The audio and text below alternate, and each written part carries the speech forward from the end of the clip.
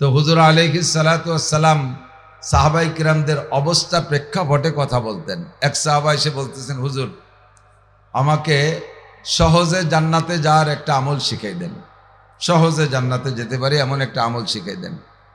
তো হুজুর বললেন, তুমি মার খেদমত করবা। কার খেদমত? মায়ের খেদমত করবা।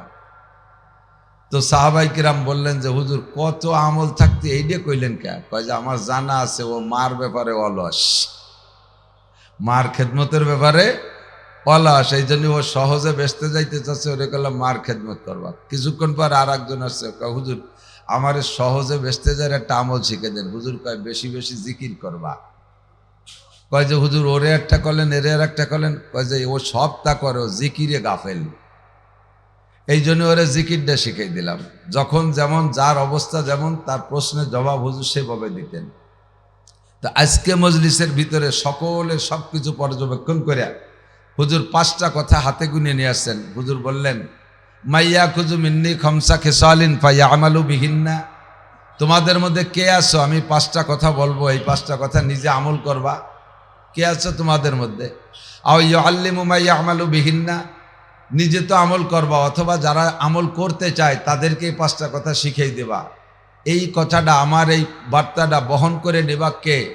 চার দোকানে বসে বসে হাসিনে খালেদার ফাও দরবার না হইলে ওই জায়গায় বসে 5টা কথার আলোচনা করবা। 5জন মানুষ শুনলে যদি 2জন মানুষও কথাটা অন্তরে নিয়ে নেয়, আমল করে, তাহলে তারা তো আমলের নেকি অবশ্যই পাবে। পাশাপাশি তুমি এই কথাটা পৌঁছাই দেওয়ার কারণে তারা আমল করে যে নেকি পাবে, সমপরিমাণ নেকি তুমি এমনি পেয়ে যাবা। একটু বলবেন না সুবহানাল্লাহ? আর দাল্লু ইলাল খায়রি কাফাইলিহি, সৎ কাজের পথ দেখাইলে না করিও সৎ কাজ করা পরিমাণ নেকি পাওয়া যায়। কাজেই তুমি এ ব্যাপারে এই দায়িত্বটা কে পালন করবা? তো যেহেতু হুজুর নাই আর আল্লাহর নবী আপনাদেরকে এভাবে চেয়ারে বসে এরকম ঘোষণা দিবেন না, দুনিয়ায় আর দিবেন না। আর হুজুরের সেই শ্রোতা সাহাবাও আর আসবেন না। এখন চলছে অ্যাসিস্ট্যান্টের যুগ, সব অ্যাসিস্ট্যান্টের যুগ চলছে। সরকার চলে গেছে, এখন অ্যাসিস্ট্যান্টরা দেশ চালাচ্ছে। পরবর্তীতে যারা অ্যাসিস্ট্যান্ট হয়েছে তারা সেম সাহাবাই কেরাম নাই, আপনারা তাদের অ্যাসিস্ট্যান্ট। আর যারা আমল করতে চায় তাদেরকে শিখাইয়া দিবা। আমি হুজুরের পক্ষ থেকে আর আপনারা সাহাবাই কেরামদের পক্ষ থেকে, আমি হুজুরের পক্ষ থেকে প্রস্তাব দিচ্ছি, আপনারা সাহাবাই কেরামদের পক্ষ থেকে গ্রহণ করবেন। রাজি আছেন তো ইনশাআল্লাহ? মাত্র 5টা কথা। কয়টা কথা? 5টা কথা। 5টা কথা হুজুর বললেন, কে নিবা? বলার সাথে সাথে হযরত আবু হুরায়রা মাদানী সাহাবী, হুজুর মক্কায় থাকাকালে আবু হুরায়রা কাফের ছিলেন। মদিনায় যাওয়ার পরে আবু হুরায়রা ইসলাম গ্রহণ করছে। তো ইসলাম গ্রহণ করার পরে হুজুরকে পাইছে 8-9 বছর, বেশি দিন না। এরপরে হুজুর ইন্তেকাল করে চলে গেছেন। এই অল্প দিনের ভিতরে আবু হুরায়রা সংগ্রহে, অধিক বসে না, অধিক বসলে ওই জন্য ডিস্টার্ব হয়, এদিক সরে বসেন। এই হাদিসই পড়ছি আর কি, তাই কব বলে। আরো সরে বসেন। ইমামের চেয়ে আগে গেলে নামাজ হয় না, পিছিয়ে বসতে হয়। আমি যে বরাবর বলছি এর পিছনে বসতে। তো আবু হুরায়রা রাদিয়াল্লাহু তাআলা আনহু অল্প সময়ের ভিতরে সংগ্রহ খুব বেশি। হাদিসের সব বড় কিতাব ছোট কিতাব যেখানেই দেখে সেখানেই দেখে আন আবি হুরায়রা রাদিয়াল্লাহু তাআলা আনহু। আর এরপরে সেকেন্ড দেখেন আয়েশা রাদিয়াল্লাহু তাআলা আনহা। আবু হুরায়রা আর আয়েশা টাইম পাইছে কম, কিন্তু সংগ্রহ করছে বেশি, কারণ তলব খুব বেশি, আগ্রহ খুব বেশি, চাহিদা খুব বেশি। লম্বা টাইম ধরে বয়ান শুনছেন। আজকে 70, 80, 90 বছর বয়সে বুড়ো মানুষ আমি দেখতেছি এখানে আছেন। 70, 80 বছরে বুড়ো তো আছেন, বেশ যথেষ্ট আছেন। এতদিন পর্যন্ত বয়ান শুনছেন, অনেক কথাই রাখতে পারেন নাই। মাত্র 2-4 বছর পোলা পান্ডা যুবকরা আমাদের বয়ান শুনে, তারা আপনাদের সাথে বেশি সংগ্রহ করে ফেলেছে, তারা অ্যাক্টিভ, খুব সচেতন। তা আবু হুরায়রা অল্পক্ষণের ভিতরে বেশি সংগ্রহ করে ফেলেছে, খুব অ্যাক্টিভ সাহাবী। হুজুর বলেন, কে নিবা? আমি 5টা কথা বলবো, কে নিবা? বলার সাথে সাথে বেশ কয়েকজন দাঁড়াইছে, কিন্তু সবচেয়ে আগে দাঁড়াইছে আবু হুরায়রা। ফাকামা আবু হুরায়রা, আনা ইয়া রাসূলুল্লাহ। আবু হুরায়রা বললেন, হুজুর 5টি কথা আমি নেব, 5টি কথা আমি নেব। হুজুর আলাইহিস সালাতু ওয়াস সালাম আবু হুরায়রা ডেকে কাছে নিয়ে আসলেন। আবু হুরায়রা বলেন, ফাআখাযা বিয়াদি, হুজুর আমার হাত ধরলেন, একটা হাত, ডান হাত। ফাআদ্দাগুন্না ফিহা, 5টি কথা আমার এক হাতের মধ্যে গুনে দিলেন। এক হাতে 5টি আঙ্গুল আছে, 5 আঙ্গুলের মধ্যে 5টি কথা হুজুর গুনে দিলেন। ফাআদ্দাগুন্না ফিহা, 5টি কথার ভিতরে সর্বপ্রথম ধরলেন আমার বৃদ্ধাঙ্গুল। আমার বুড়ি আঙ্গুল ধরে 1 নম্বরে বললেন, ইত্তাকিল মাহারিমা তাকুন আবাদান নাস। হে দুনিয়ার মানুষ, ইত্তাকিল মাহারিমা তাকুন আবাদান নাস। তুমি ইবাদত করে আবেদ হও। যে ইবাদত করে সে আবেদ হয়। বলেন, যে ইবাদত করে आबेद बोले अरबीते, इबादत करने वाला के आबेद बोले, আমল करने वाला के आमिल बोले, ईमानदार के मोमिन बोले। তুমি ইবাদত করে আবেদ হতে চাও, আবেদের ক্লাসিফিকেশন আছে। আমি ইবাদত করি, আমার উস্তাদ কাশিন হুজুর চৌমুন হুজুর রহমাতুল্লাহ আলাইহি ইবাদত করতেন, তাদের মুরব্বী সদস্য হুজুর ইবাদত করতেন, তার মুরব্বী থানবী রহমাতুল্লাহ আলাইহি ইবাদত করতেন, তার চাইতে বড় ইবাদত করতেন থানবীর পীর সাহেব রশিদ আহমদ গাঙ্গুহি, তার চাইতে বেশি ইবাদত করতেন কাসিম নানুতুবি, তার চাইতে বেশি ইবাদত করতেন শাহ আব্দুল হক মুহাদ্দিস দেহলভী, তার চাইতে বেশি ইবাদত করতেন শাহ আব্দুল আজিজ মুহাদ্দিস দেহলভী, তার চাইতে বেশি ইবাদত করতেন শাহ ওলিউল্লাহ মুহাদ্দিস দেহলভী। এমন করে যাইতে যাইতে সাহাবায়ে কেরাম সবচাইতে বেশি বড় আবেদ ছিলেন মুহাম্মদুর রাসূলুল্লাহ সাল্লাল্লাহু আলাইহি ওয়াসাল্লাম। কথা বলি ঠিক কি ঠিক না? হুজুর বলেন, গোটা দুনিয়ার মধ্যে যদি তুমি সবচেয়ে বড় আবেদ হইতে চাও, সবচেয়ে বড় ইবাদত করনেওয়ালা বলে আল্লাহ পাকের কাছে সম্মানিত হতে চাও, শ্রেষ্ঠ আবেদ হতে চাও, আপনি কি চান কিনা আমি জানি না, আপনারা কি সবচেয়ে বড় আবেদ হতে চান? জোরে বলেন, চান? সহজ একটা ওয়ানলি একটা আমল, মাত্র একটি আমলের দ্বারা সবচেয়ে বড় আবেদ হবেন। হুজুর বলেন, সবচেয়ে বড় আবেদ হওয়ার জন্য তোমাকে 1000 খতম কোরআন পড়া লাগবে না, সারা রাত দাঁড়িয়ে দাঁড়িয়ে তাহাজ্জুদ পড়া লাগবে না, এক্সট্রা কামিন চাষের কথা হুজুর বলেন নাই। সবচেয়ে বড় আবেদ হওয়ার জন্য বছরে বছরে 2-5টা উমরার কথা বলেন নাই। সবচেয়ে বড় আবেদ হওয়ার জন্য সারা বছর তবলিগের সময় লাগাইতে বলেন নাই। সবচেয়ে বড় আবেদ হওয়ার জন্য বছরে 2 বার পীরের দরবারে যাইতে বলেন নাই। সবচেয়ে বড় আবেদ হওয়ার জন্য 24 ঘন্টা জিকিরের কথা আল্লাহর নবী বলেন নাই। নবী পাক বলেছেন, সবচেয়ে বড় আবেদ যদি হইতে চাও মাত্র একটা কথা স্মরণ রাখো, ইত্তাকিল মাহারিম তাকুন আবাদান নাস। সমাজে তোমাদের মধ্যে যত হারাম কাজ আছে জানা আছে, যত হারাম কাজ তোমার জানা আছে, না জানা থাকলে উলামায়ে কেরামের কাছ থেকে জেনে নাও, সমস্ত হারাম কাজগুলোকে ছেড়ে দাও, তাহলে হবা সবচেয়ে বড় আবেদ। 5 সেকেন্ড সময় দিলাম হজম করার জন্য কথাটা। যত হারাম কাজ আছে ছেড়ে দাও, তাহলে সবচেয়ে বড় আবেদ হবা। নামাজের কথা বলেন নাই, রোজার কথা বলেন নাই, হজের কথা বলেন নাই, যাকাতের কথা বলেন নাই, তবলিগের কথা বলেন নাই, আরে জিকির ফিকিরের কথা বলেন নাই। সবচেয়ে বড় আবেদ হওয়ার জন্য একটা আমল, যুবক বলো কি বলছি? যত হারাম আছে ছেড়ে দাও। বলেন কি বলছি? যত হারাম কাজ আছে ছেড়ে দাও। আরে কেন বললেন? ইবাদত করা সহজ, হারামে অভ্যস্ত হইলে সেখান থেকে ফিরে আসা কঠিন।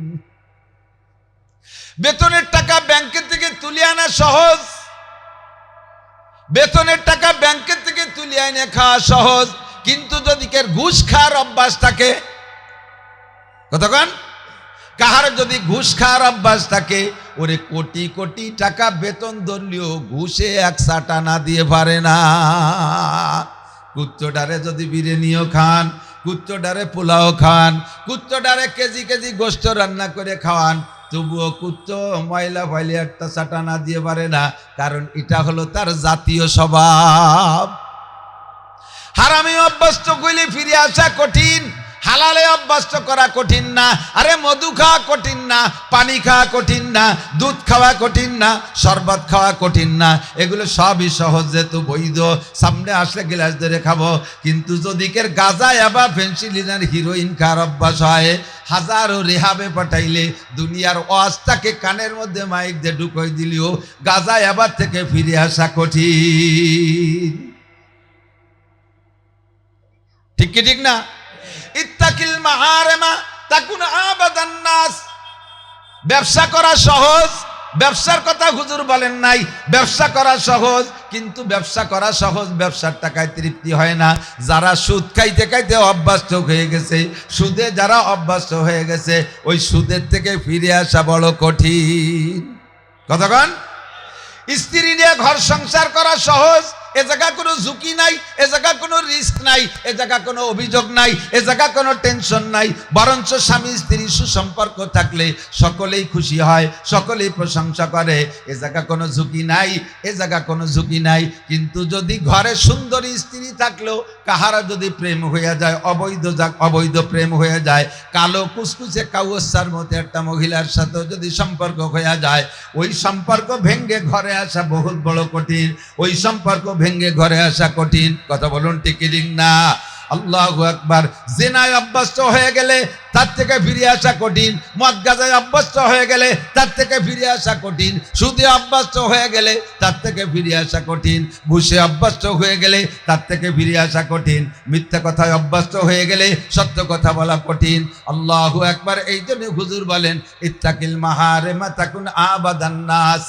ইবাদত করে যত তাড়াতাড়ি বুজুর্গ হইতে পারবা, তার চাইতে সহজে বড় আবেদ হওয়ার পথ হলো তুমি হারাম কাজগুলি ছেড়ে দাও।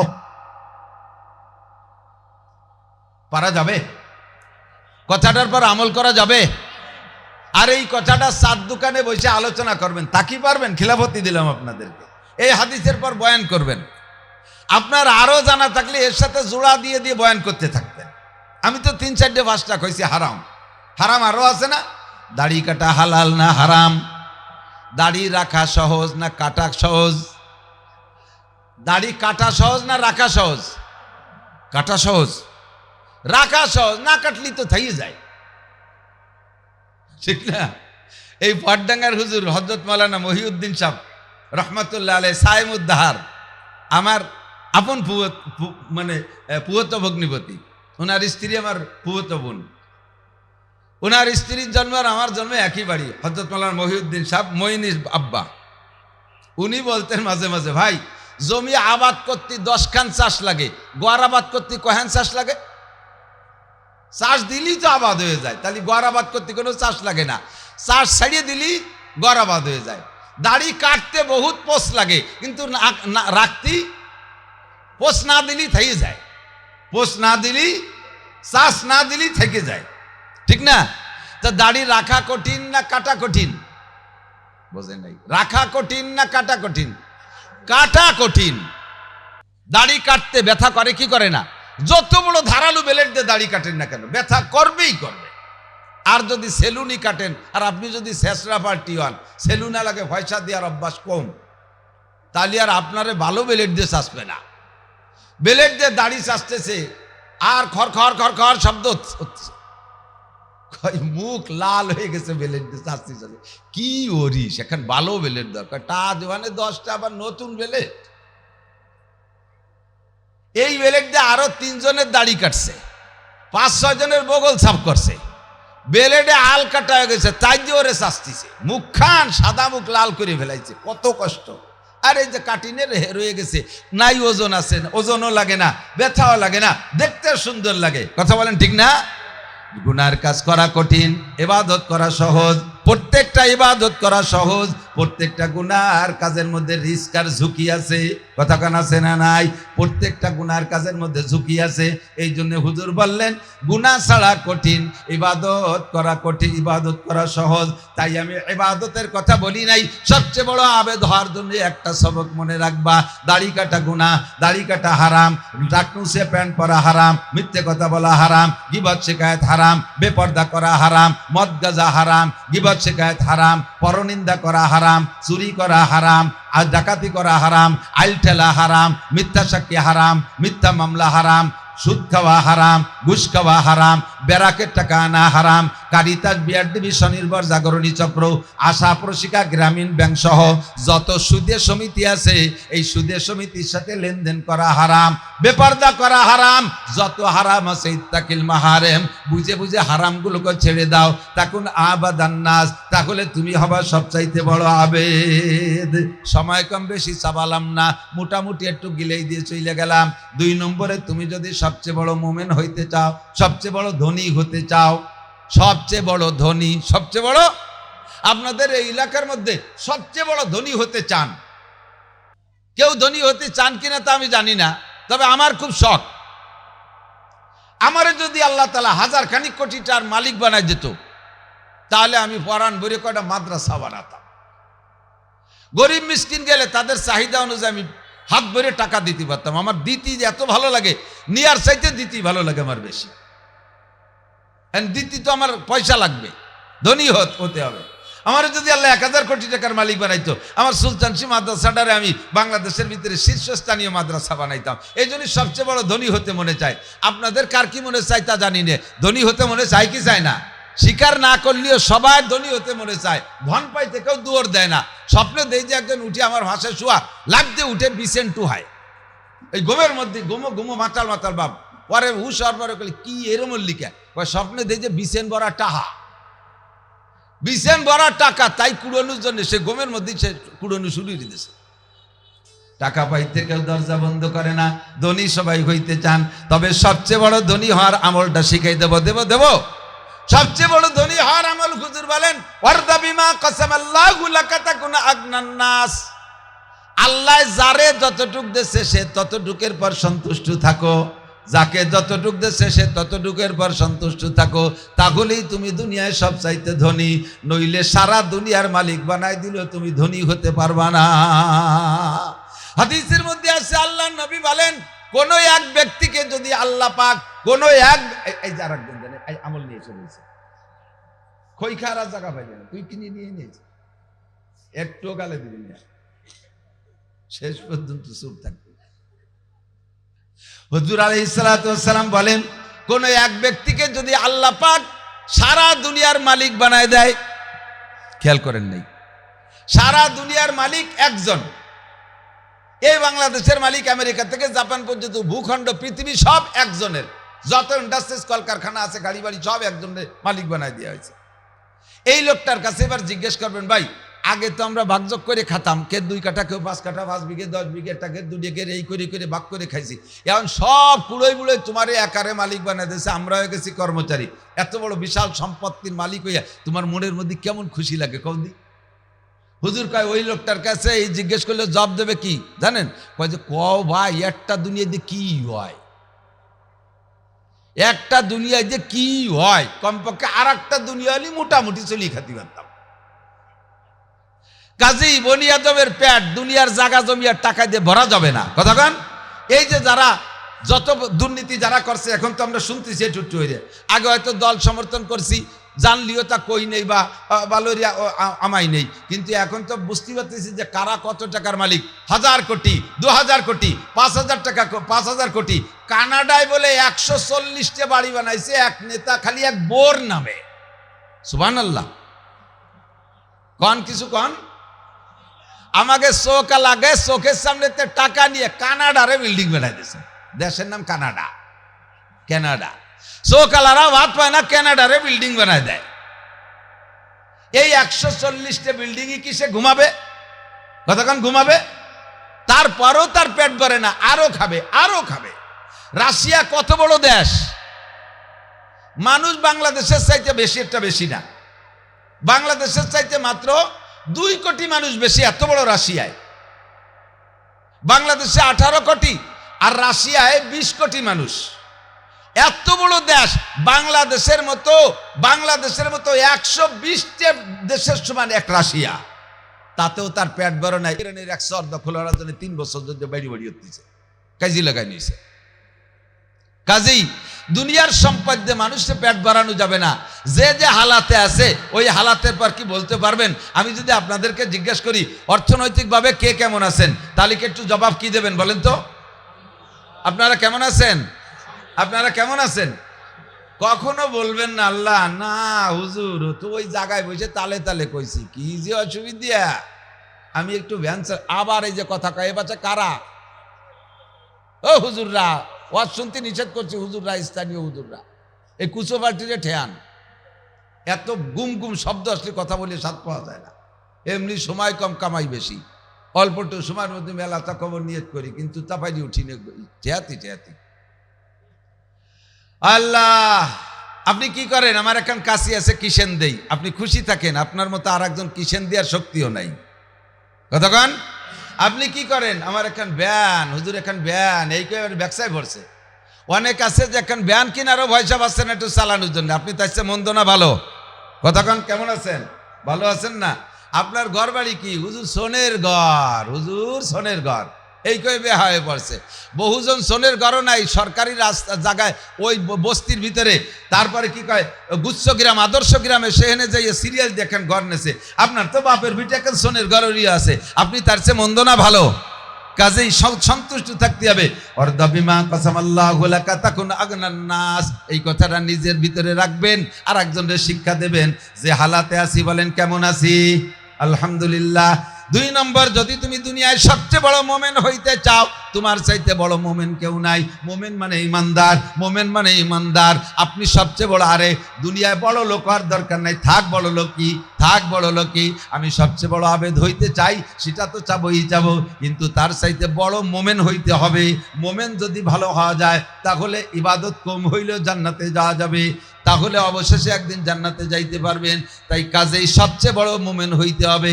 আমি সবচেয়ে বড় মোমেন হইতে চাই, বলেন সবচেয়ে বড় মোমেন হইতে চাই। সহজ পথ অবলম্বন করেন। সবচেয়ে বড় মোমেন যদি হইতে চাও, নবী পাক বলেন আহসিন ইলা জারিকা, আহসিন ইলা জারিকা তাকুম মুমিনা। তোমার প্রতিবেশীর সাথে সদ্ব্যবহার করো, প্রতিবেশীর সাথে সদ্ব্যবহার করো। প্রতিবেশীর সাথে জমি ক্ষেতের পাশাপাশি আছে, তুমি সেখানে ধান কাটতে যাইয়া প্রতিবেশীর জমির জন্য দরকারে এক গোছ ছাড়িয়ে দিয়ে কাটবা, তার ধানের মাথা তোমার জমিতে আসছে, বরাবর সুজাইরে কাটিয়ে নিলি, ধানের গুঁড়া তো রয়েছে পাশের জমির মধ্যে। গুড়া কোন জায়গা আছে উল্টোই সে জায়গা পাঠায় দিবা। পাশে প্রতিবেশীর সাথে বসবাস করো। গাছ লাগানোর সময় লক্ষ্য করে লাগাবা, যাতে তোমার গাছের ছায়ায় ওই বাড়ির উঠোন নষ্ট না হয়ে যায়। বিল্ডিং বানানোর সময় খেয়াল করবা, তোমার বিল্ডিংয়ে পাশের বাড়িওয়ালার বাতাস বন্ধ না হয়ে যায়। ঘর বানানোর সময় খেয়াল রাখবা, তোমার ঘর বানানোর কারণে যেন পাশের বাড়িওয়ালার রাস্তা বন্ধ না হইয়া যায়। বেড়া দেওয়ার সময় খেয়াল রাখবা, তোমার বেড়ায় যেন পাশের জনের বাড়ি গাড়ি ঢুকতে ঠেকায় না ফেলে। জমি কেনার সময় খেয়াল রাখবা, তোমার জমি কেনার কারণে ওই লোকের জমিতে যার যেন পথ বন্ধ না হয়ে যায়। যদি তুমি এই সমস্ত জায়গা বন্ধ করে দাও, তুমি হাজার ইবাদত করো, মোমেনের খাতায় নাম থাকবে না, তোমার জান্নাতের দরজা বন্ধ হইয়া যাবে। আহসিন ইলা জারিকা, প্রতিবেশীর দিকে খেয়াল রাখো। বাজারে ব্যবসা করবা, তুমি এমন আচরণ করবা না পাশের দোকানদারের যাতে ক্ষতি হয়। এই যে মাইকালারে না, এগেও তো দোকান আছে বাজারে, এগে অ্যাড কি জানেন? সাইনবোর্ড যা আছে না আছে, এগে অ্যাড হলো এই বড় বড় ধুমধালাক্কা বক্স, সেই সকাল থেকে রাত 12টা পর্যন্ত বাজাতেই তালে দেয়। পাশের দোকানদারের কাছে কেউ কাস্টমার আসতেই পারে না। আচ্ছা জিজ্ঞেস করছে কয় টাকা ভাই এই জিনিস, এই মাল কত? কয় 7 টাকা। কয় কি এই দাম? 60 টাকা। যখন কইছে 7, দোলের বাড়িতে তা শোনা গেছে 60।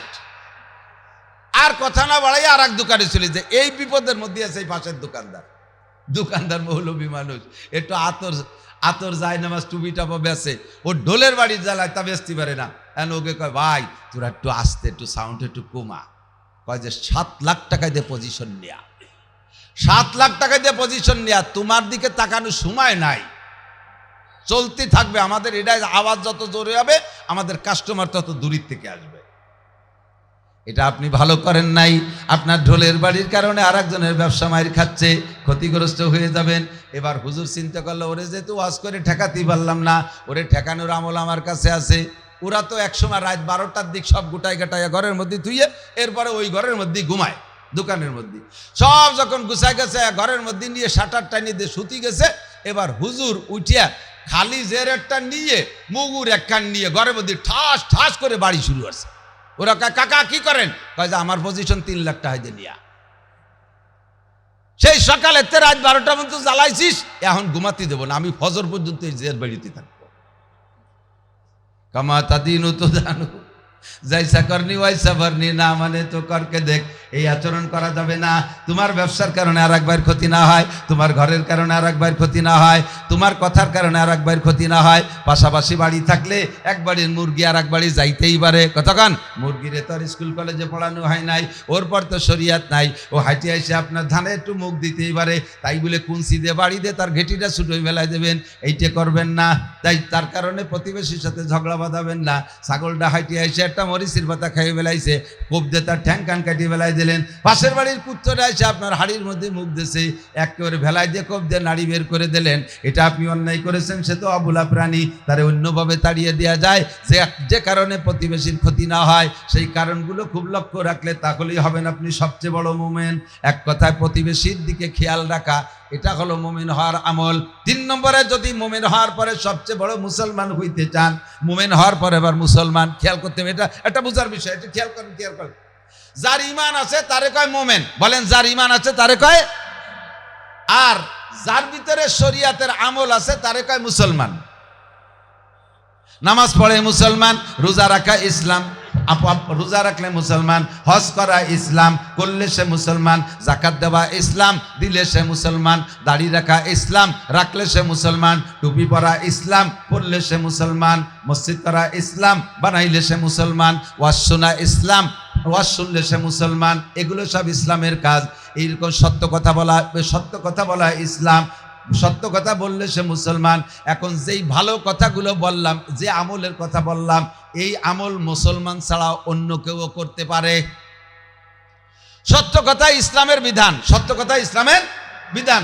এই সত্য কথা কি খালি মুসলমানরা কয় না, অমুসলমানরাও কয়? হিন্দুরা সত্য কথা বলে না? বহুত হিন্দু আছে, যদি বলে বাজারেতে, পাখিমারার বাজারের থেকে, চুনখোলার বাজারের থেকে মাল বাকি নেয়, দাদা আগামী হাটের দিন এসে দেবো, একেবারে জাস্ট আগামী হাটের দিন এসে সে টাকা আকচোটে টাকাটা দিয়ে দেয়। অনেক মুসলমান আছে, ভাই আগামী শুক্রবারে টাকা দেবো, বছরের মধ্যে আর শুক্রবার আসে না, সপ্তাহে যায় 6 দিনই। আছে না এরকম কাস্টমার? অথচ নামাজ পড়ে, ওই বাজারের মসজিদে নামাজ পড়ে আর এক দোকানেতে মাল কিনে নিয়ে চলে যায়। এই দোকানদারের সাথে দেখা দেয় না, ওখানে টাকা পাবে। এরকম 9-6 মুসলমান আছে না নাই? কতক্ষণ?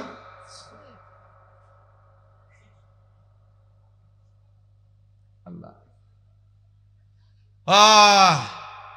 তো কি বলছি, ইসলামের কাজ করলে মুসলমান, আর ঈমান থাকলে মোমেন। ঈমান থাকলে মোমেন। ঈমান কি বলেন? আল্লাহ আছে, আমানতু বিল্লাহ, একটু বলবেন আমানতু বিল্লাহ কামা হুয়া বিআসমাইহি ওয়া সিফাতিহি ওয়া কাবিলতু জামিআ আহকামিহি ওয়া আরকানিহি। এই কথা বলে আপনি মুমিন হইছেন। মুমিন হইছেন লা ইলাহা ইল্লাল্লাহ মুহাম্মাদুর রাসূলুল্লাহ বইলা একবার কলেমাটা পড়ে ফেলি, লা ইলাহা ইল্লাল্লাহ মুহাম্মাদুর রাসূলুল্লাহ। কলেমা মুখে পড়ার সাথে সাথে অন্তরে বিশ্বাসের সাথে তামলা উমা বাইনা সামাই ওয়াল আরদ, আসমান জমিনের মাঝখানে আপনার জন্য সমস্ত ফাঁকা জায়গা নেকিতে ভরপুর হইয়া গেছে। ঈমান থাকলে মোমেন, আর আমল থাকলে মুসলমান। কিন্তু ঈমান ছাড়াও আমল হতে পারে, যেমন অমুসলমানরা ইসলামের অনেক ভালো ভালো কাজ করে। ইসলামের যে কাজগুলো এটা অমুসলমানরাও করে। সত্য কথা বলা, গীবত শিকায়ত না করা, পরনিন্দা না করা, মানুষের হক মারিয়ে না দেওয়া, এগুলো ইসলাম না? আর এই সমস্ত কথাগুলোর পর কাফেররা আমল করে, কিন্তু তাদের কোনো নেকি হয় না, তাদের কোনো নেকি হয় না। মোমেনে যদি ঈমানের সাথেই এই আমলগুলো করে তাহলেই তার নেকি হয়। এজন্য আল্লাহ পাক বলেন, মান আমিলা সালিহাম মিন যাকারিন আও উনসা, খেয়াল করি, মান আমিলা সালিহাম মিন যাকারিন আও উনসা ওয়া হুয়া মুমিন। যদি কোনো ব্যক্তি ঈমানের সাথে নেক আমল করে, ঈমানের সাথে নেক আমল করে, তাহলে আমি আল্লাহ পাক রব্বুল আলামিন তাকে কি দেই? ফালানুহিয়ান্নাহু হায়াতান তাইয়্যিবা, ফালানুহিয়ান্নাহু হায়াতান তাইয়্যিবা। দুনিয়ার জিন্দেগিতে তাকে সুখময় জীবন ব্যবস্থা দেই, শান্তির জীবন যাপনের ব্যবস্থা দেই। দুনিয়ায় কোনো অশান্তি তার হবে না, বিপদ আপদ তার হবে না। ঈমানের সাথে নেক আমল, এটা হলো নেক আমলের প্রতিদান দুনিয়ায়। আর পরকালে কি হবে? আল্লাহ কয়, ওয়ালা নাজজিয়ান্নাহুম আজরাহুম বিআহসানি মা কানু ইয়ামালুন। আর পরকালে এই পরিমাণ দেই, যে পরিমাণ সে আমল করছে তার চাইতে 1000 গুণ বাড়াইয়া দিব। একবার বলি আল্লাহ, বলছেন সবাই, বলেন আল্লাহ। 4000 নেকি আমল করছেন, একবার আল্লাহ মুখে বলছেন, 4000 নেকি। ঈমানের সাথে যদি কেউ আল্লাহকে আল্লাহ বলে জিকির করে, প্রত্যেক একবারের বিনিময়ে 4000 করে নেকি। বলতে চাইছি, ওই হাদিসটা বলে শেষ করে আসি। আল্লাহ নবী বলেন, দুনিয়ায় যদি তুমি সবচেয়ে বড় মুসলমান হইতে চাও তাহলে তোমাকে একটা ছোট্ট আমল করলেই যথেষ্ট, সেটা হলো ওয়া আহিব্বালিন নাসি মা তুহিব্বু লিনাফসিকা তাকুম মুসলিমা। তুমি অন্যের জন্য তাহা পছন্দ করবা, অন্যের জন্য তাহা পছন্দ করবা যাহা নিজের জন্য পছন্দ করো। নিজের জন্য যেটা পছন্দ করো না এইটা অন্যের জন্য পছন্দ করবা না। নিজের জন্য যেটা ভালো না বাসো এইটা অন্যের জন্য ভালোবাসবা না। একটা কাপড় পরতে পরতে পুরন হয়ে গেছে, এখন আর পরতে মনে চায় না, এটা নিজের জন্য ভালো লাগে না। এবার ফকির বা গরিব মানুষ আসলে যদি কাপড় চায়, আপনার সেই ছিঁড়া লুঙ্গি পুরন জামাটা দিলেন, এতে আপনি মুসলমান হইতে পারবেন না। আল্লাহ কয় লান তানালুল বিররা হাত্তা তুনফিকু মিম্মা তুহিব্বুন। যতক্ষণ পর্যন্ত তোমার মহাব্বত আর ভালোবাসার জিনিস দান না করবে ততক্ষণ পর্যন্ত নেকির পার আশা করতে পারো না। সিদ্দিকা আয়েশা রাদিয়াল্লাহু তাআলা আনহা খুব সুন্দর একটা পোশাক বানাইছে নতুন। তো ওনাদের তো অত অ্যাভেলেবেল পোশাক ছিল না। এখন তো আমাদের মা বোনরা থ্রি পিস যে কত পিস তার ঠিক নাই। গরিব ফকির তাদেরও অনেক পোশাক। হযরত আয়েশা রাদিয়াল্লাহু তাআলা আনহার দৈনন্দিন পোশাক 2 সেট, এর ভিতরে একটা সেট বেশি পূরণ হয়ে গেছে, এর এগেনস্টে আরেকটা নতুন সেট বানাইছে খুব সুন্দর করে। এর মধ্যে এক মহিলা ফকির আইসা, সাহাবী মহিলা, মোমেনা ইমানদার মহিলা ফকির আইসা বলতেছে, মা আয়েশা আমার পোশাকের দিক তাকায় দেখেন, এই পোশাক পরে এখন সতর ডাকে না, এই দিয়ে আমার নামাজও হয় না। ও মা আয়েশা, আপনি নবীর স্ত্রী, আপনি আবু বকরের মেয়ে, আমাকে যদি থাকে একটা পোশাক দেন। সিদ্দিকা আয়েশা রাদিয়াল্লাহু তাআলা না ঘরে যাইয়া নিজের পরনে যে পুরন কাপড়টা ছিল এইটা খুইলা নতুন কাপড়টা পরিধান কইরা এরপরে আয়েশা সেই পুরন সেটটা মহিলারে দিয়ে দিছে। নবী আলাইহিস সালাতু ওয়াস সালাম দূর থেকে দেখছেন, দেখে কাছে আয়েশা বলতেছেন, আয়েশা তুমি মহিলারে কি দিলা? মহিলারে তুমি কি দিলে? আয়েশা মনে করছে যে হুজুর মনে হয় সন্দেহ করতেছে আমার নতুন জামাটা আবার দিয়ে দিলাম নাকি। তাইতে আয়েশা বলতে, হুজুর না না না, সেইটা দেই নেই তো হুজুর, সেইটা দেই নেই, সে নতুনটা আমার, আমি সেইটাই তো পড়ছি। হুজুর কা আয়েশা তুমি কি আয়াত পড়ো নাই? লান তানালুল বিররা হাত্তা তুনফিকু মিম্মা তুহিব্বুন হারচদারি সরফকুন্দার রাহেয়ু লান তানালুল বিররা হাত্তা তুনফিকু। আল্লাহ তোমারে যা দিছে আল্লাহর রাস্তায় খরচ করো, তবে ওই জিনিস দান করে নেকি পাইবা যে জিনিস তুমি নিজে পছন্দ করো। মোহাব্বতের জিনিস দান না করলে নেকি পাইবা না। আয়েশা তুমি মহিলারে কাপড় কোনটা দেছো? কয় হুজুর আমি তো পুরনটা দিছি। ও আয়েশা নেকি পাবা না। আয়েশার সাথে সাথে মহিলারে ডাক দিছে, আপা দাঁড়ান যাইয়েন না। আপা কয় না না আপা আমি জামা পাইছি আর দাঁড়াবো না।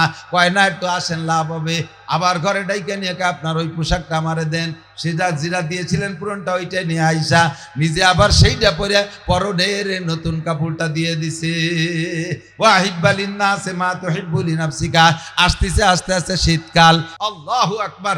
আমাদের নেতাদের দানের হক উন্মুক্ত হয়ে যাবে ইনশাআল্লাহ।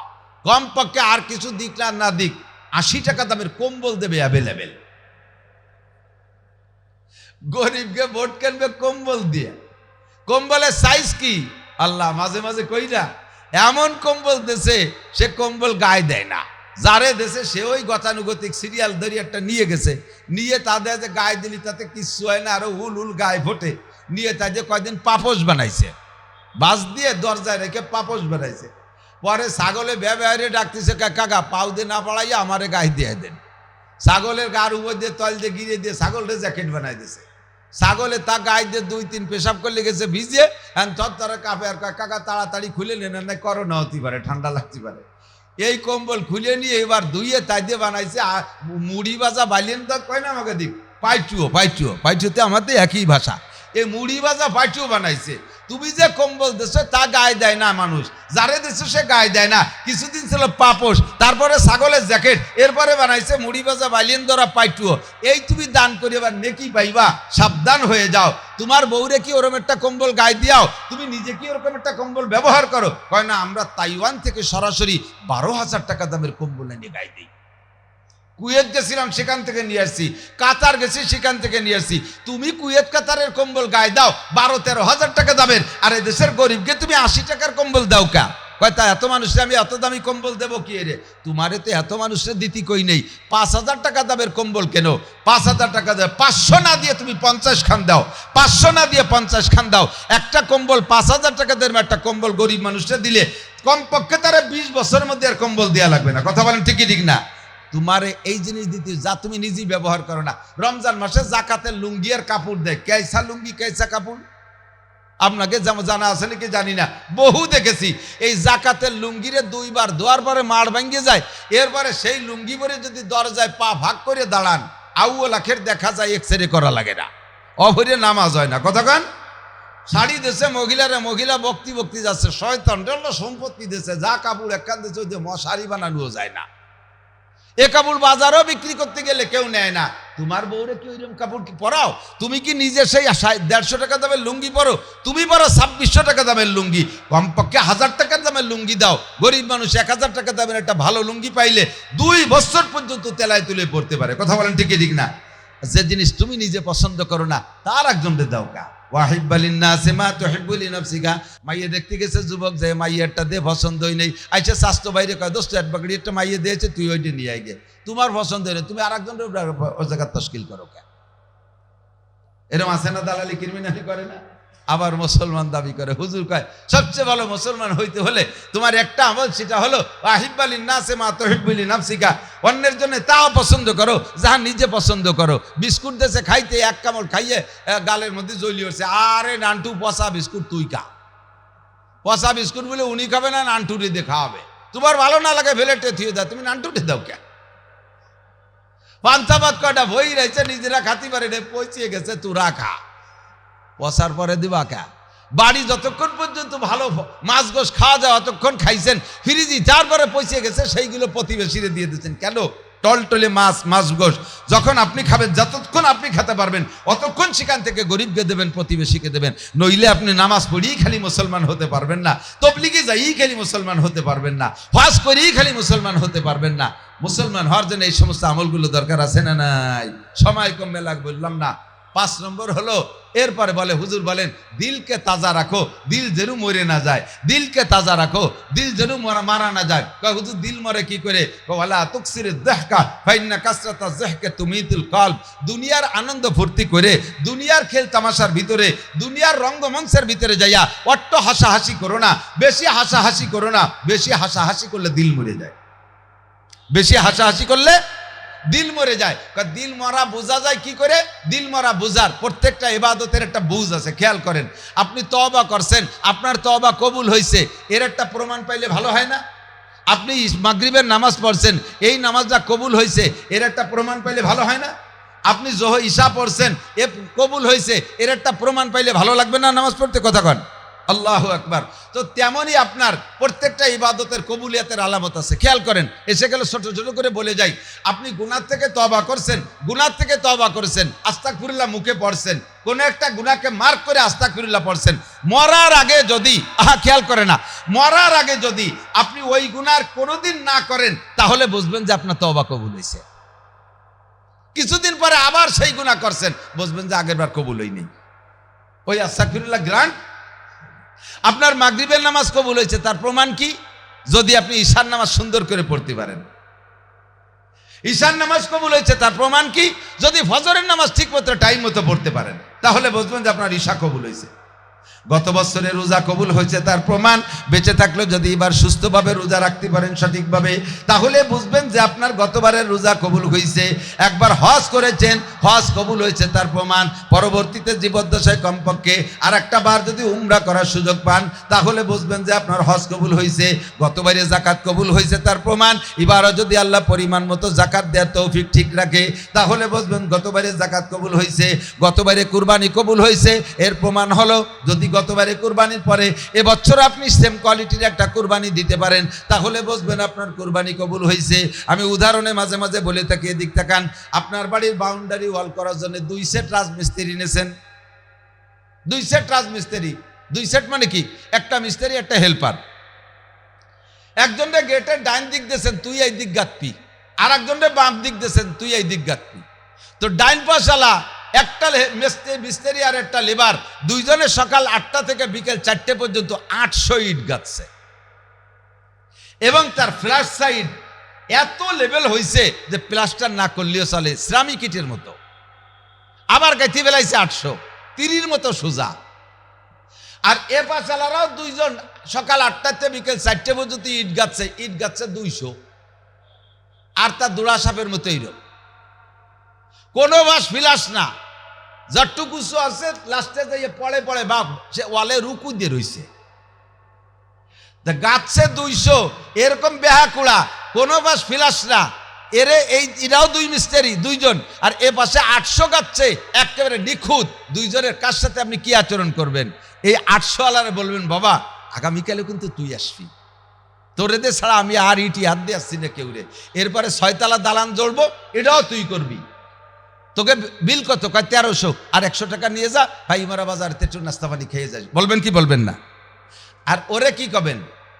তোর বাপরে ডাইকে এনে কালকে ইট খুলবি, বাড়িতে সিমেন্ট বালি এনে আবার গাইতে দিবি।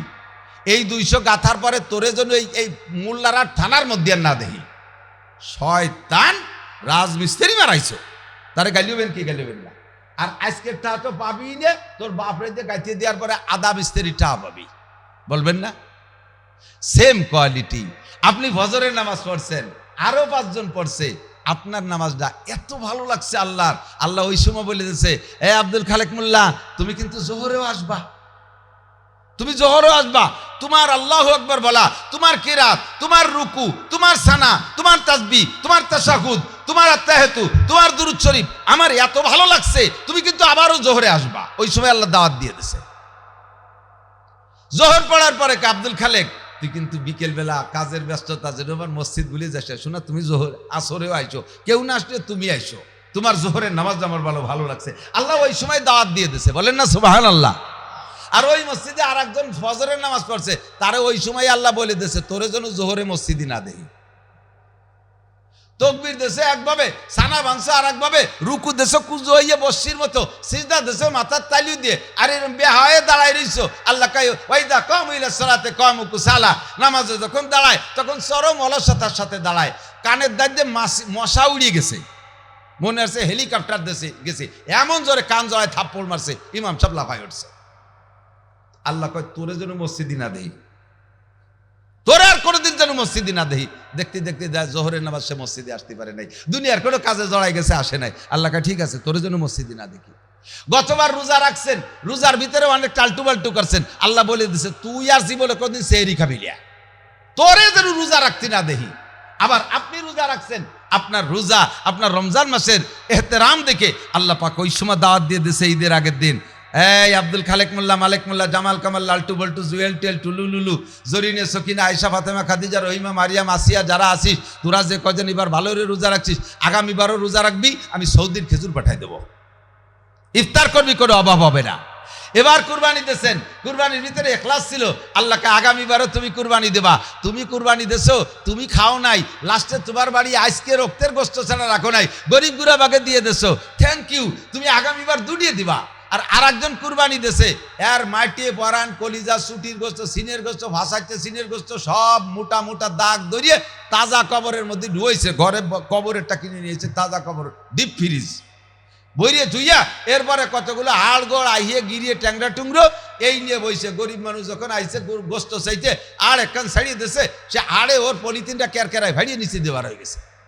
আল্লাহ কয় তুই আর জীবনেও কুরবানি দিবি না, তুই দিবি রে, আগামীবার তোরে ব্যাগ নিয়ে ময়দানে নামাই দেবো, গোস্ত বিক্রি খেয়ে বেড়াবি। শয়তান, কুরবানি দাও আবার গরু একটা কিনে চৌরাস্তায় বাঁধতে তুইছো, সে জাহিমারের কথা এবার এটা আমরা কিনেছি, অহংকার মারো। এই জন্য আল্লাহ তাআলা আগামীবার তৌফিক দেয় না। এরকম আছে না নাই কথা কন? গতবার কুরবানি দিয়েছে, এবার কুরবানির গোস্তের জন্য দাঁড়ে দাঁড়ে ঘুরায়, এটা আল্লাহ পারে কি পারে না? আমি বহুতের খবর জানি, বহুতের খবর জানি, বাংলাদেশে বহুত কিছু নিয়ে দাপট করে বেড়াইছে, এখন বিদেশে যে ফোন দেয়, মামা বাসা খুঁজে পাচ্ছি না মামা, বাংলাদেশে তাদের দাপটে দাঁড়াইতে পারি নাই, তাদের সাথে কথা বলতে সিরিয়াল দেওয়া লাগছে। আর ওই জায়গায় যে মামা আপনার কি এই দেশে, আপনার তো সারা পৃথিবী ভরে পরিচিতি, এই এলাকায় কি আপনার পরিচিত কেউ আছে? বাসা পাচ্ছি না মামা, রেল স্টেশনে আজ 3 দিন বসে রয়েছি। পারে আল্লাহ পারে, এই কাম করতে পারে? লিল্লাহুম্মা মালিকাল মুলক তুতিল মুলকা মান তাশা। যে কথা বলতে চাইছি, প্রত্যেকটা ইবাদতের একটা প্রমাণ এভাবেই পাওয়া যায়। আর আপনার দিল মারা গেছে, এর প্রমাণ কি দিয়ে পাবেন? দিল মারা গেছে এর প্রমাণ হলো, দিল মারা গেছে এর প্রমাণ হলো, একসাথে 2 কাম করলেই নষ্ট হয়ে যাবে। মওলানা আব্দুল হালিম কালেকশন করবে, ময়দান নষ্ট হয়ে যাবে, নষ্ট হয়ে যাবে। আল্লাহু আকবার। দাঁড়ানওয়ালার যদি জায়গা না হয় তা বসবে কি রে? আপনারা যদি আগায় বসেন তাহলে উন্ডা বসতে পারবে। যে যতটুকু আগাবেন ইকরামের নিয়তে আগাইলে 10 বছর এতেকাবের নেকি পাবেন। কোন সুবহানাল্লাহ। 10 বছর এতেকাবের নেকি আসবেন। আর যারা দাঁড়িয়ে আছেন তারা নিচেই বসলে হযরত আব্বাস রাদিয়াল্লাহু তাআলা আনহুর সাথে জান্নাতে যাবেন। ওয়াল্লাহি আব্বাস রাদিয়াল্লাহু তাআলা আনহুর সাথে জান্নাতে যাবেন। যারা দাঁড়িয়ে আছেন তারা নিচে বসলে আব্বাস রাদিয়াল্লাহু তাআলা আনহুর সাথে জান্নাতে যাবেন। যারা জায়গা ছাড়িয়ে দিয়ে সামনে আসলেন তাদের জন্য অতটুক জায়গা কমপক্ষে জান্নাতের মধ্যে দলিল হয়ে যাবে। জোরে কন্যা সুবহানাল্লাহ। এই যে এই পাশে খানিক জায়গা খালি রয়েছে, এনে ঢুকে চলে ওই বাম পাশে নামিয়ে ভিতর দিয়ে চলে আসেন। আর অনেকের অভ্যাসই হলো দাঁড়ায় দাঁড়ায় শোনা, খালি খালি সাইডে লাভ নাই তো। বেশি জোরাজুরি যদি ওরই বসতি জন্য শেষে কয় হুজুর থাক আমরা চলে গেলাম, তোমার জ্বালায় দাঁড়াই থাকতে পারলাম না। কেন্নুর মতো, কেন্নু চেনেন না যে অনেক পাওয়ালা কেন্নু কেন আমাকে দিক, ওর পাও বেশি বলে কি জোরে আটে নাকি? ও আটে খুব দীর্ঘতি দেন। ওরে যদি ঠেলা দেন যে বিটা ওইরকম আস্তে আস্তে আটলি তুমি বাজারে যাবানে কোন সময় এই একটি ঠেলা দেন তাহলে কেউ জোরে আটে, ও গুল্লা হয়ে ভয়সা হয়ে যায়, পারলি তুই আট আমি যাবো না। দাঁড়ানোয়ালাকে যদি বসতি কয় চায়না কলেজে ঠিক আছে ঠিক আছে, যে কজন পাইছেন ওই কজন রেওয়াজ করেন আমি চলে গেলাম।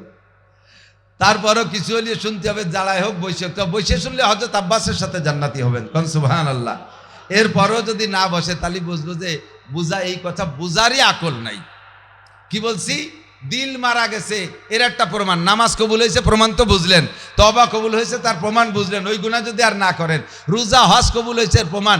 এবার হজ করে আসছেন, হজের সময় হজের থেকে আসার সময় প্রত্যেকটা হাজি বলে আল্লাহ আর একটা বার তুমি আসার তৌফিক দিও। হাজি সাহেব আছেন নাকি এর মধ্যে? হাজি সাহেব হজ করছেন, এরম আছেন হাজি সাহেব? প্রত্যেক হাজি আমার মনে হয় বলে আসছেন যে আল্লাহ আর একবার আসেন। বলছেন না আপনারা? বলছেন না? তা আপনার হজ কবুল হয়েছে এটা আপনি বুঝবেন যদি মরার আগে কমপক্ষে আর একটা বার উমরাও করতে পারেন, আরেকটা বার উমরা করতে পারেন, তাহলে বুঝবেন যে আল্লাহ ওই সময় আপনার দাওয়াত দিয়ে দিয়েছে। জামালউদ্দিন কামালউদ্দিন মালিক আব্দুল খালেক, তোমার তওব, তোমার লব্বাইক, তোমার তলবিয়া আমার খুব ভালো লাগছে, তুমি আরেকটা বার আইসো। এই জন্য আরেকটা বার দাওয়াত দিয়ে দিয়েছে, আরেকটা বার মরার আগে যাবেন ইনশাআল্লাহ। আল্লাহ তৌফিক দান করুক, বলেন আমিন। আপনার দিল মারা গেছে, হাসতে হাসতে দিল মারা যায়, হাসলে দিল মারা যায়, এটা প্রমাণ কি?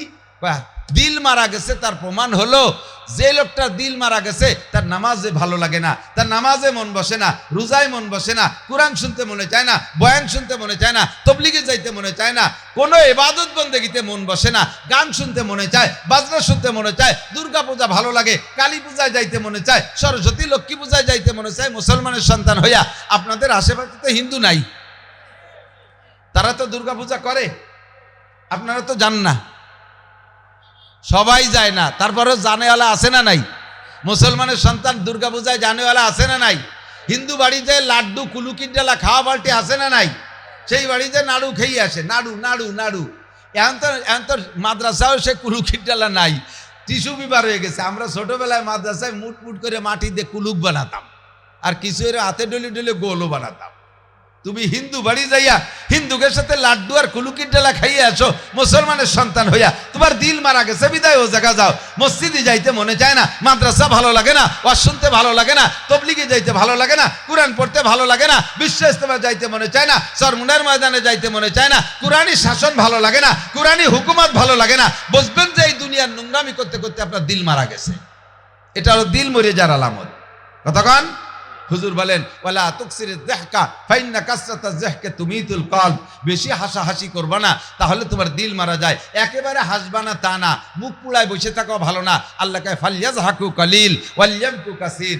যদি মোটেই হাসা নিষেধ থাকতো তাহলে আল্লাহ বলতো ওয়ালা তাযহাকু ওয়ালইয়াবকু কাসীর, মোটেই হাসবা না, খালি কানবা, আল্লাহ এই বলতেন। কিন্তু আল্লাহ বলে ফালইয়াজহাকু কালিল, হাসো তবে একটু কম, কাঁদো তবে বেশি, কান্না হবে বেশি, হাসি হবে কম, কান্না হবে বেশি, হাসি হবে কম।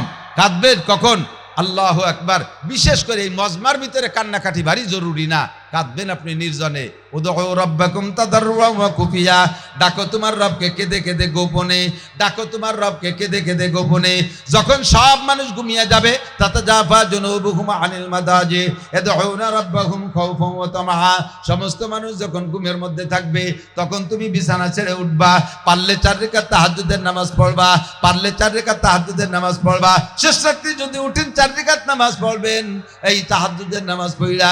এবার আপনি জিকিরে দিয়ে বসবেন, জিকিরটা করবেন টাই না, অত ঘন জিকিরের দরকার নাই। লা ইলাহা ইল্লাল্লাহ, লা ইলাহা ইল্লাল্লাহ, লা ইলাহা ইল্লাল্লাহ, এরকম ঘন জিকিরের দরকার নাই। মোহাব্বতের সাথে টান দিয়ে জিকির করবেন, লা ইলাহা ইল্লাল্লাহ। যার যতটুকু কণ্ঠ আছে জিকিরের মধ্যে কণ্ঠ দেবেন, আল্লাহর সাথে আপনার আধ্যাত্মিক সম্পর্ক হবে, রুহানি মারেফাত তৈরি হয়ে যাবে।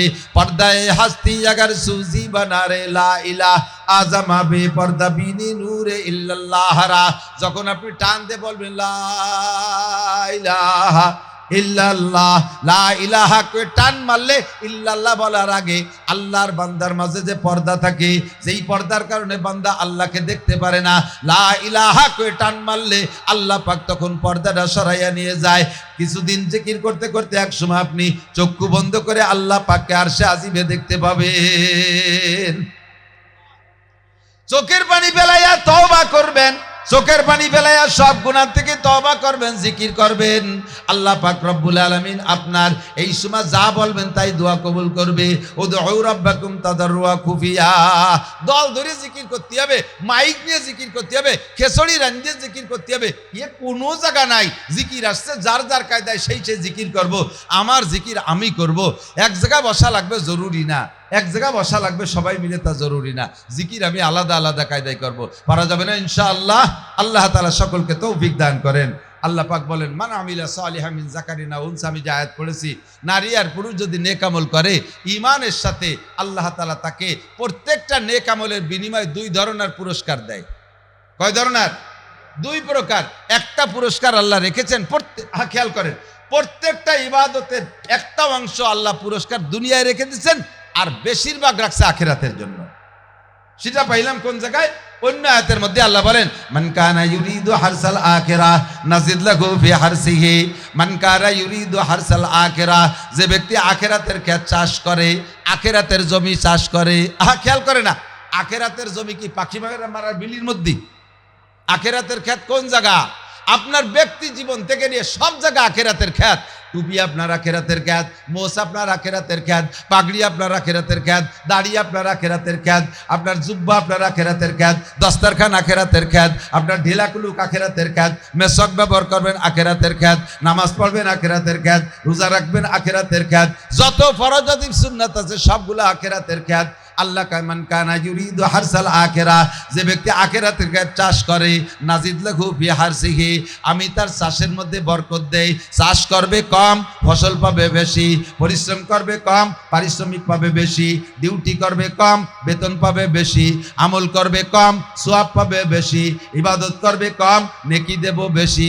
একবার পড়বে আল্লাহ 4000 নেকি দেব।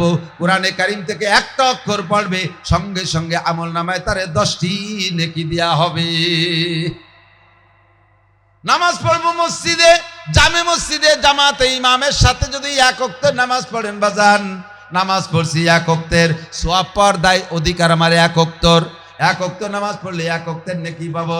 নবী পাক বলেন যেই ব্যক্তি জামে মসজিদে জামাতে নামাজ পড়বে, আল্লাহ তাআলা তাকে 1 ওয়াক্তের বিনিময়ে 527 ওয়াক্ত নামাজের নেকি দান করবে।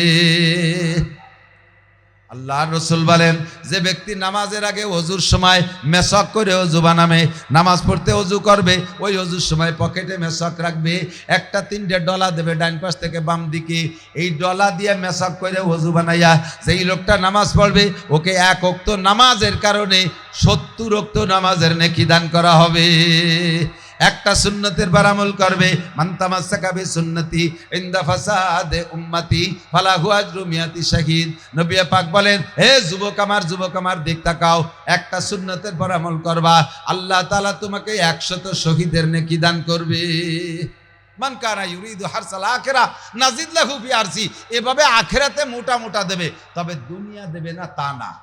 যাকে আখিরাত দেয় তারে আল্লাহ দুনিয়া দেবে না তা বলে নাই, কিন্তু এই আয়াতের শেষ অংশে বলে আমান কানা ইউরিদু হারসাদ দুনিয়া, যে ব্যক্তি আখিরাতকে বাদ দিয়ে শুধু দুনিয়া চায়, শুধু দুনিয়া চায়, আখিরাত মানেই না, আখিরাত জানেই না, আখিরাতকে নেই না, আখিরাতের বিশ্বাস নাই, আখিরাত কামনা করে না, শুধু দুনিয়াই তার দুনিয়া বলে টানাটানি করে, আল্লাহ কায় নূতিহি মিনহা, দুনিয়া তারে দেব না তা না, আমার কাছে যে চায় সে পায়, দুনিয়া চাইলে তারে দুনিয়া থেকে একটু দেব, তবে আমা লাহু বিল আখিরাতি বিন নাসিব, আখিরাতে কিছুই পাবা না, আখিরাতে শূন্য হাত উঠবা। আর যে ব্যক্তি আখিরাত চায় তারে আখিরাত দেব ভরপুর, দুনিয়াও তারে কিছু না কিছু দেব। যেমন যে ব্যক্তি 5 ওয়াক্ত নামাজ পড়ে, 5টা পুরস্কার 5 ওয়াক্ত নামাজের বিনিময়। একটু বলেন কয়টা? 5টার ভিতরে নামাজের বিনিময় আল্লাহ তাআলা আখিরাতের জন্য রাখছে 4টা। 1 নম্বরে কবর আযাব মাফ, বলেন সুবহানাল্লাহ। কবর আযাব মাফ করানোর জন্য আপনার আমলনামায় যদি 50টা হজ থাকে, এর নেকি অন্য কাজে লাগবে, কিন্তু কবর আযাব ঠেকাতে পারবে না হজে। লাগাতার রোজা রাখছেন, এই রোজার বিনিময় দ্বারা আপনার অন্য আমল, অন্য লাভ হবে, অন্য নেকি হবে, কিন্তু কবর আযাব ঠেকাতে পারবেন না। কবর আযাব ঠেকানোর জন্য একমাত্র আমলের নাম হলো নামাজ। 2 নম্বর পুরস্কার ডান হাতে আমলনামা, নামাজের 2 নম্বর পুরস্কার আখিরাতে ডান হাতে আমলনামা। 3 নম্বর পুরস্কার ইয়ামুরু আলা সিরাতে কালবার, বিদ্যুৎ গতিতে পুলসিরাত পার হওয়ার আর কোনো আমল নাই, একমাত্র নামাজ। হজ থাকলে হজের নেকি আলাদা, যাকাত থাকলে যাকাতের নেকি আলাদা, জিকির থাকলে জিকিরের নেকি আলাদা, তিলাওয়াত থাকলে তার প্রতিদান আলাদা, কিন্তু পুলসিরাত বিদ্যুৎ গতিতে পার হইতে একমাত্র ইবাদত হলো নামাজ। 3টা। 4 নম্বরে বিনা হিসাবে জান্নাতে যার আর কোনো আমল নাই, কোনো আমলের দ্বারা বিনা হিসাবে জান্নাতে যাইতে পারবে না, একটা মাত্র আমল ওয়ায়ামুরু আলা সিরাতে কালবার, বিদ্যুৎ গতিতে আপনি পুলসিরাত পার হইয়া ওয়ায়াদখুলুল জান্নাতা বিগাইরি হিসাব, বিনা হিসাবে জান্নাতে চলিয়া যাইবেন। বলেন না সুবহানাল্লাহ। এই জন্য আখিরাতের জন্য বেশি রাখছে নামাজের বিনিময়, আর দুনিয়ার জন্য একটা রাখছে, সেটা হলো যে ব্যক্তি 5 ওয়াক্ত নামাজ পড়ে আল্লাহ তাআলা তাকে ইরফা আনহু যিকুল আইশ, নামাজি ব্যক্তিকে আল্লাহ তাআলা দুনিয়ায় অভাব দেয় না, অভাব মুক্ত করে রাখে। নামাজি ব্যক্তিকে আল্লাহ তাআলা দুনিয়ায় অভাব দেয় না। এখন বলবেন যে আমাকে এলাকায় নামাজি কয়জনই তো মার খাইছে বেশি, নামাজিরাই তো ভাত পাচ্ছে না, যত ভিক্ষুক সব নামাজি। ও দোস্ত, এবার আসেন ছোট্ট একটা কথা বোঝেন, যেই ব্যক্তি নামাজ পড়ার পরও তার রুজির বরকত হচ্ছে না, আপনি নামাজে দোষারোপ করেন না, আপনি আপনারা দোষারোপ করেন। যেই নামাজে রুজির বরকত দেয় আপনি সেই রকম নামাজ পড়তেছেন না, বোঝে নাই? নামাজে রুজির বরকত হয়, এ কথার ভিতরে কোনো সন্দেহ নাই। তো নামাজ পড়ার পরও রুজির বরকত হচ্ছে না, কারণ কি? নামাজটা নামাজের মতো হচ্ছে না। বলতে আমার 2-3 ঘন্টা সময় লাগবে এই নামাজকে বোঝানোর জন্য। নামাজের ইন্টারভিউ নিলে 99% পাবলিক ফেল করবেন, 99% ফেল করবেন ইনশাআল্লাহ। নামাজের মসজিদের ইমামতি করতে করতে এই পর্যন্ত আসছি। ডাটের মুসল্লি দেখতে ঠেয়ে যেন বহুত বড় হুজুর, ভিতরে একেবারে খোলা খোলা কিচ্ছু নাই, খালি বড় এক পাগড়ি, আবাক এক জুব্বা, কিচ্ছু নাই। যেই ব্যক্তির এই অবস্থা, সেই ব্যক্তির নামাজে তারে রুজির অভাব দূর করতে পারে না। নামাজের প্রতিদান 2টা, একটা হলো আল্লাহ তাআলা নামাজের দ্বারা বান্দাকে সকল অন্যায় থেকে ফিরায়, আর একটা হলো নামাজের প্রতিদান এই 5টা। 5 হাদিসের ভিতরে যে 5টা অংশ আছে, আপনার নামাজে যদি আকাম থেকে না ফিরায়, যেই নামাজে আপনারা বিড়ি থেকে ফিরাতে পারে না, সুদের থেকে ফিরাতে পারে না, ঘুষের থেকে ফিরাতে পারে না, জেনার থেকে ফিরাতে পারে না, আলটালা থেকে ফিরাতে পারে না, দুধে পানি দেওয়া থেকে ফিরাতে পারে না, যেই নামাজে আপনাকে মাপে কম দিয়া মাপে বেশি আনা থেকে ফিরাইতে পারে না, ওই নামাজে আপনারা জাহান্নামের আগুন থেকে ফিরাতে পারবে না। কতক্ষণ? কাজেই নামাজরে দোষ না দিয়ে আমার নামাজ হচ্ছে না আমারে দোষ দেই। এখানে যারা বুড়ো আছেন, বয়সী আছেন, এখন নামাজ শিখতে মাদ্রাসায় ভর্তি হতে করার সুযোগ নেই। ভর্তি হতে পারবেন না তা না, বুড়ো বুড়ো মানুষরা আমার কাছে দাওরা পড়ে গেছে। 80 বছরের এক বুড়ো গত বছর মেশকাত পড়িয়া মৌলানা পড়ে ভর্তি হওয়ার আগেই মারা গেছে। এই বুড়োকালে মাদ্রাসায় ভর্তি হয়ে মেশকাত পর্যন্ত চলে আসছে ভর্তি। কাজে আপনি ওই জায়গা অভিযোগ করতে পারবেন না। তারপরও আপনাদের কর্মব্যস্ততা, সাংসারিক ব্যস্ততার কারণে পারেন না, সেটা পারেন না তো পারেনই নাই। এখন আপনাকে নামাজ শুদ্ধ করে শিখতেই হবে, এর জন্য দাওয়াত ও তবলিগে একটু সময় লাগান, ও জায়গায় যে সময় লাগান। আর আমরা আপনারা যে ঠকছি, এই ঠকা সন্তানদের ঠকতে দেওয়া যাবে না।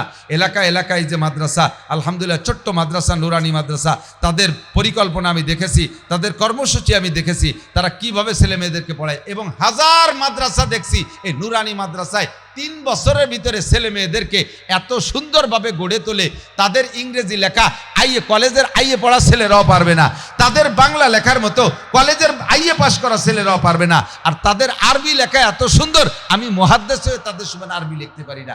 মাত্র 3 বছরে এত সুন্দর প্রশিক্ষণ দিয়ে দিচ্ছে, সাথে নামাজের 60টা মাসলা শিখিয়ে দিচ্ছে, 40টা হাদিস তরজমা সব মুখস্থ করায় দিচ্ছে, নামাজ ভাঙার কারণ কত আছে শিখিয়ে দিচ্ছে, বাথরুমে যাওয়ার দোয়া, খাওয়ার দোয়া, শোয়ার দোয়া, ঘুমের দোয়া, ওযুর দোয়া, গোসলের দোয়া, অল এভরিথিং যত দোয়া আছে সব মাত্র 3 বছরের মধ্যে শিখাইয়া ছেড়ে দিচ্ছে। এরপরে ছেলেটা যাইয়া এই 3 বছরে তার যে যোগ্যতা দিচ্ছে, ও যাইয়ে 5-এ ভর্তি হতে পারবে, এবং 5-এ ওই প্রাইমারিতে ক্লাস 1 থেকে 5 পর্যন্ত যারা আসছে আমাদের এই নুরানি মাদ্রাসার পোলাপানের সাথে তারা পারে না, এরা পারে না, আল্লাহর রহমতে এরা ফার্স্ট হয়ে যায়।